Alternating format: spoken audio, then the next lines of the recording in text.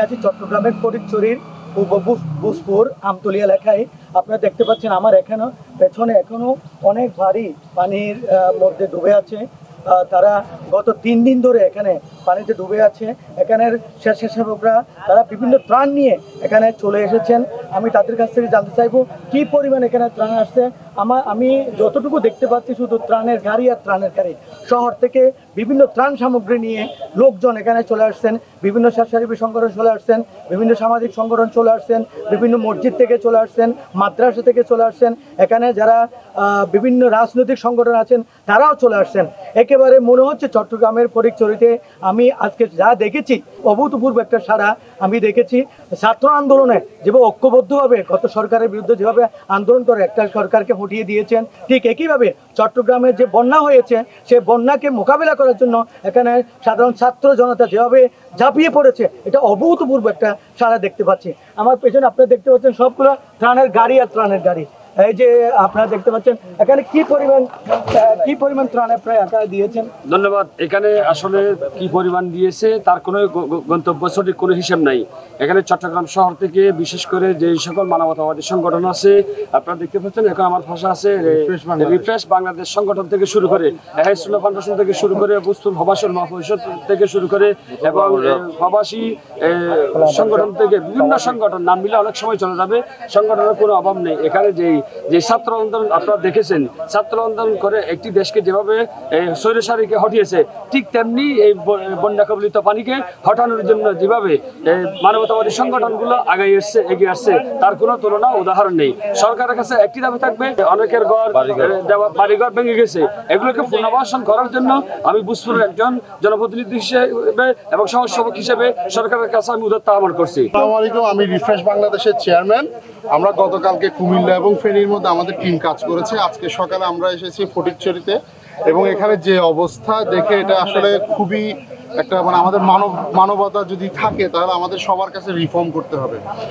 অতীতে আমরা বাংলাদেশটাকে রিফর্ম করেছি, এই রিফর্মেশনটা যাতে থাকে এবং যে বন্যা প্লাবিত এবং এখানে যারা মানুষ কষ্টে আছে আসলে তারা কিন্তু চাইছে না, আজকে তারা সাফার্ড। আমাদেরও এমন পরিস্থিতি হতে পারে। সবার কাছে একসাথে এসে এখানে সবাইকে মানবিক দৃষ্টি সবাইকে হেল্প করতে বলছেন। বিভিন্ন জায়গা থেকে আমাদের এখানে ত্রাণ নিয়ে আসতেছে, আমরা আছি এখানে যারা ত্রাণ নিয়ে আসছে তাদেরকে নির্দেশনা দেওয়ার জন্য আমরা সবমন্ডন যাতে সবাই পাই, সবাই যাতে এই ত্রাণগুলো পাই ওই ব্যবস্থাটা আমরা করে যাচ্ছি। আমরা যারা ত্রাণ নিচ্ছেন তাদেরকে দেখাবো না, কিন্তু যারা ত্রাণ দিচ্ছেন তাদেরকে আমরা দেখাবো। আমরা এখানে দুর্গত মানুষের আসছে এবং সকলের কাছে আহ্বান করবে ত্রাণ যেন যথাযথ ব্যক্তি বা একজন যেন বারবার না পায়। জানতে চাইবো আপনারা কি পরিমাণ ত্রাণ এখানে আসতেছে, কত আমাদের এখানে আমরা এ পর্যন্ত অনেক ত্রাণ পাইছি। এখন ত্রাণ থেকে আমাদের বেশি প্রয়োজন আছে এই মুহূর্তে ঘর মেরামতের জন্য আর্থিকভাবে টেন বাঁশ আবার টুটি এগুলো ক্যাশ টাকা দিয়ে আমরা ঘর মেরামত করতে হবে। এবং প্রচুর আমাদের কৃষি জমিন ধ্বংস হয়ে গেছে। কৃষকদেরকে পুনর্বাসন করে কৃষকদেরকে সহযোগিতা করতে হবে অতিরিক্ত। আমরা আসলে এখানে বন্যা আক্রান্ত মানুষদেরকে সাহায্য করতে এসেছি।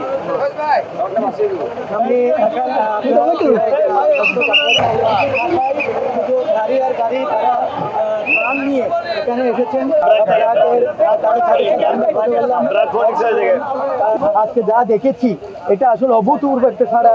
শুধু চট্টগ্রামের বিভিন্ন অঞ্চল থেকে শত শত গাড়ি নিয়ে যুবকেরা, বিশেষ করে ছাত্ররা, যুবকেরা তারা ত্রাণ নিয়ে এসেছেন। ভাই আপনারা কোন জায়গা থেকে আসছেন? হ্যাঁ, পাঁচখালি থেকে দেখতে পাচ্ছেন। আমরা চট্টগ্রাম থেকে আপনারা কি ত্রাণ নিয়ে চলে আসছেন? আচ্ছা, এটা আমরা আসলে এটা আমরা সংগ্রহ করছি বগুড়া থেকে। বগুড়া আমার বাসা, ওখানে আমাদের স্কুল থেকে পাঠাইছে, আর এখানে আমরা যে কয়জন পারছি সেটা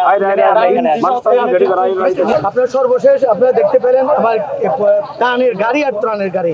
রাস্তায় যেদিকে থাকায় শুধু গাড়ি আর গাড়ি ত্রাণ আসছে, কিন্তু প্রপার ডিস্ট্রিবিউশন হওয়ার জন্য এখানের লোকজন বলছেন, প্রশাসনও বলছেন, যারা যেন একটা পরিবার যেন ডাবল না পাই, যারা প্রপার সব পরিবার যেন ত্রাণ পাই সে ব্যবস্থা যেন করা হয়। ফটিকছড়ির বুসপুর থেকে সর্বশেষ। প্রিয় নাম্বার সেট করে বিকাশে সেন্ড মানি করুন ফ্রি।